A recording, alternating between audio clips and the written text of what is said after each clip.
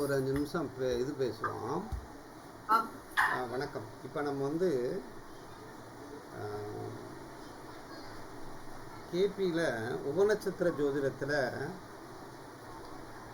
என்ன நம்ம தெரிஞ்சுக்கிறோம் அப்படின்னா,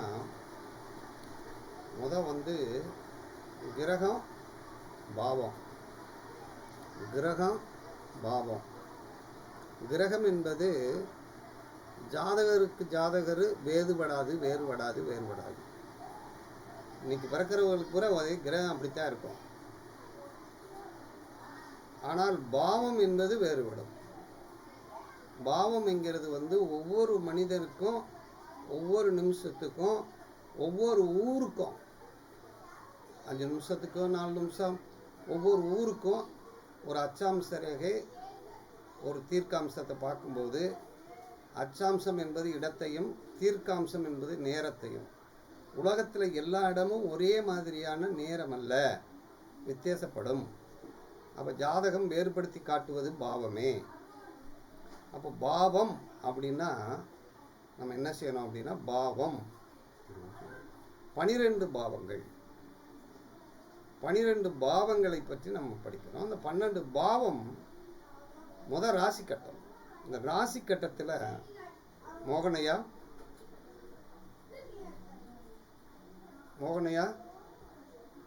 ஐயா வணக்கம் ஐயா. ராசி கட்டம்னு இருக்கு இல்லையா? இந்த ராசி கட்டத்துல பாவம் எந்த இடத்துல விழுந்திருக்குங்கிறத நம்ம பார்க்கணும். சரிங்க ஐயா. ராசி கட்டம்னு 12 கட்டம் இருக்கு இல்லையா? இந்த 12 கட்டத்துக்குள்ள பாவம்ங்கிற 1ஆம் பாவம் எந்த ராசியில விழுந்திருக்குன்னு தெரியணும். 2வது பாவம் எந்த ராசியில விழுந்திருக்குன்னு தெரியணும். 3வது பாவம் எந்த ராசியில விழுந்திருக்குன்னு தெரியணும். இப்ப 1வது பாவம்ங்கிறது நம்ம எப்படி படிக்க போறோம்னா, இந்த பாவம் எந்த ராசியில் விழுந்திருக்கு, எந்த நட்சத்திரத்தில் விழுந்திருக்கு, எந்த உபநட்சத்திரத்தில் விழுந்திருக்கு, எந்த உப நட்சத்திரம் விழுந்திருக்கு. அப்ப எந்த ஸ்டெப் சொல்றேன் பாருங்க. என்ன சொன்னேன்? எந்த ராசியில விழுந்திருக்கு, எந்த ராசியில விழுந்திருக்கு. இப்ப மேச ராசியில பாவம் வந்து 1வது பாவம் விழுந்துருச்சு, 2 டிகிரியில விழுந்துருச்சு. 2 டிகிரியில மேசத்துல விழுந்துருச்சுன்னு வச்சுக்கோங்க. இப்ப விழுந்த உடனே உதாரணத்துக்கு சொல்றேன், மேசத்துல விழுந்துருக்கு. அப்ப நம்ம என்ன சொல்ல போறோம்? மேச ராசியில் பாவம் 1வது ஆரம்பம். அது எந்த நட்சத்திரத்தில் விழுந்திருக்கும்? ஒரு டிகிரி எந்த நட்சத்திரத்தில் விழுந்திருக்கும்? அஸ்வினி நட்சத்திரத்தில் விழுந்திருக்குன்னு. சரி, இப்போ அஸ்வினி நட்சத்திரத்தில் விழுந்துருச்சு. இப்போ நமக்கு தெரிஞ்சிருச்சு அஸ்வினியில விழுந்திருக்கு அப்படின்னு. அப்போ 1வது பாவம் அஸ்வினி நட்சத்திரத்தில் விழுந்திருக்கு. அடுத்து அஸ்வினி நட்சத்திரத்துக்கு எடுத்து உபநட்சத்திரம் எதுன்னு பார்க்கணும்.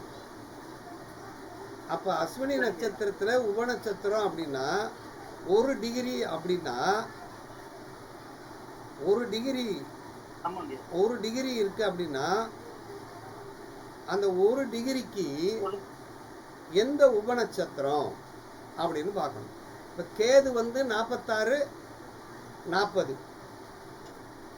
அப்ப எந்த உபநட்சத்திரத்தில் விழுந்திருக்கும்? சுக்கிரனுடைய உபநட்சத்திரத்தில் விழுந்திருக்கும். எப்படி சொல்லணும்? சுக்கிரனுடைய உபநட்சத்திரத்தில் விழுந்திருக்கு. இப்ப இது புரியுதா ஐயா? இது புரியுதா? இப்ப என்ன செய்ய போறோம்னா, இந்த லக்ன புள்ளியானது, இந்த லக்ன ஆரம்ப முனை, அதுக்கு பேர் என்ன சொல்றோம்னா லக்ன ஆரம்ப முனைங்கிறத விட பாவ ஆரம்ப முனை. எந்த நட்சத்திரத்தில் விழுந்திருக்கு, எந்த உபநட்சத்திரத்தில் விழுந்திருக்கு, எந்த உப நட்சத்திரத்தில் விழுந்திருக்குன்னு தெரியணும். இந்த 3 விஷயம் தெரியணும். அப்ப இதை நம்ம இனிமேல் எப்படி படிக்க போறோம்னா, நட்சத்திரம்னு பாவத்தை பத்தி பேச வேண்டியதில்லை. தசை, புத்தி, அந்தரம் அப்படின்னு சொல்ல போறோம். அதாவது நட்சத்திரம்னா தசை, உபநட்சத்திரம்னா புத்தி, உபநட்சத்திரம்னா அந்தரம். இப்ப இந்த 3 விஷயத்தை சொல்ல போறோம். 1ஆம் பாவம் எந்த திசையில இருக்கு, எந்த புத்தியில இருக்கு, எந்த அந்தரத்துல இருக்கு. 2ஆம் பாவம் எந்த திசையில இருக்கு, எந்த புத்தியில இருக்கு, எந்த அந்தரத்துல இருக்கு. இப்படியே 12 பாவங்களும் எந்த திசையில் ஆரம்பிக்கும், எந்த புத்தியில் ஆரம்பிக்கும், எந்த அந்தரத்தில் ஆரம்பிக்குதுன்னு தெரியணும். இப்ப தசைங்கிறது 1 மணி நேரத்துக்குள்ள ஒரு பிறப்பை சொல்லுவது. தசைங்கிறது 1 மணி நேரத்துக்குள்ள சொல்லுது. புத்திங்கிறது எவ்வளவு நேரத்துக்குள்ள சொல்லுது? அதிகமா போனா 9 நிமிஷம், குறைஞ்சு போனா 2.5 நிமிஷம். சுக்கிரனுடைய அளவு வந்து 9 நிமிஷம், சூரியனுடைய அளவு வந்து 2.5 நிமிஷம். அப்ப அந்த 2.5 நிமிஷத்துக்கு இந்த 9 நிமிஷத்துக்குள்ள பிறக்கிறவங்களுக்கெல்லாம் மேல பிறக்கிறவங்கள வித்தியாசப்படுமா இல்லையா? அப்ப தசா புத்தி. அப்ப தசாநாதன் யாரு, புத்திநாதன் யாரு, அந்தரநாதன் யாருன்னு தெரியணும். இது பாவநிலை. இதுதான் பாவநிலை. பாவஸ்புடம், இதுக்கு பேர் என்னது? பாவஸ்புடம். இப்ப இது தெரியுதா? 12 பாவங்களும் எந்த ராசியில, எந்த தசையில, எந்த புத்தியில, எந்த அந்தரத்துல இருக்குன்னு நமக்கு தெரியணும். புரிஞ்சா? இதுதான் அடிப்படை. இது வந்து பாவம், இது வந்து பாவம்னு அர்த்தம். இதுக்கு அடுத்து கிரகம். இப்போ உதாரணமாக நம்ம இதுல யாரு வலிமையானா, தசை வலிமையா, புத்தி வலிமையா, அந்தர வலிமையா? நான் உங்களை கேட்கிறேன், இது யாரு வலிமையானாலும்? புத்திநாதனே வலிமையானவர். புத்திநாதனே வலிமையானவர். புத்திநாதன் மிக வலிமையானவர். புத்திநாதனுக்கு அடுத்து வலிமையானால் யாரு? அந்தரநாதன். அந்தரநாதனுக்கு அடுத்து யாரு கடைசியா? தசாநாதன். தசாநாதன் வந்து வந்து வலிமையான ஆள் வந்து புத்திநாதன். அப்ப யார வந்து அதிபதியா நம்ம நினைக்கிறோம்னா, புத்திநாதனே வலிமையானவர். அவர் தான் அந்த வீட்டின் அதிபதி. அப்ப 12 வீட்டுக்கு யாரு புத்திநாதனா வந்திருக்காங்களோ அவர் தான் யாரு? அந்த சப்ளாடு தான் யாரு? அந்த புத்திநாதன் யாரு? அந்த வீட்டினுடைய அதிபதி. அந்த வீட்டை ஆள போறாருன்னு அர்த்தம். இப்ப புரியுதா ஐயா? புரியுது? வணக்கம். சரி, இந்த ஒரு விஷயத்தை நம்ம பார்த்துட்டோம். அடுத்து என்ன பார்க்க போறோம்னா, கிரகத்தை பார்க்க போறோம். இப்போ 1வது வீட்டுக்கு உதாரணமா 1வது வீட்டுக்கு கேதுன்னு சொல்லிட்டீங்களா ஐயா? 1வது வீட்டுக்கு கேது தான் புத்திய.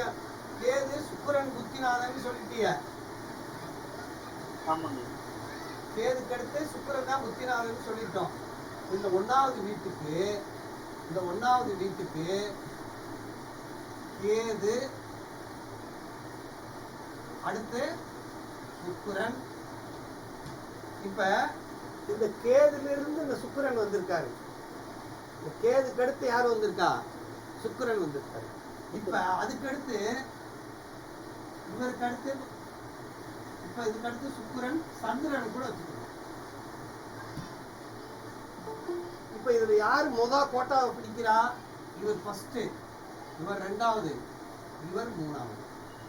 ஆனா நம்ம யார வீட்டின் அதிபதியா எடுத்துக்கிறோம்? சுக்கிரனை எடுத்துக்கிறோம். இந்த சுக்கிரனை எடுத்துக்கிட்டு இவர் தான் இந்த வீட்டுக்கு ஓனர். இந்த வீட்டை 1வது வீட்டை இயக்கக்கூடியவர் யாரு?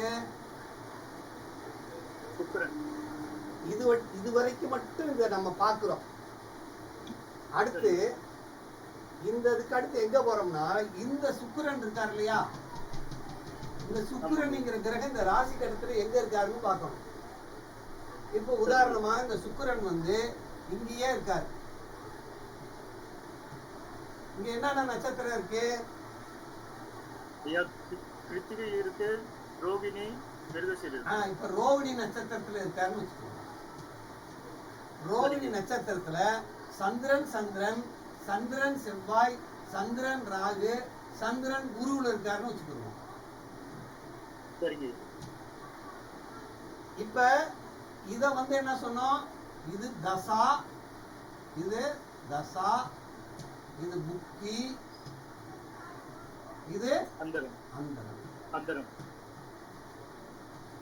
ஆனா இத கிரகத்துக்கு எப்படி சொல்றோம்னா, இது கிரகம்.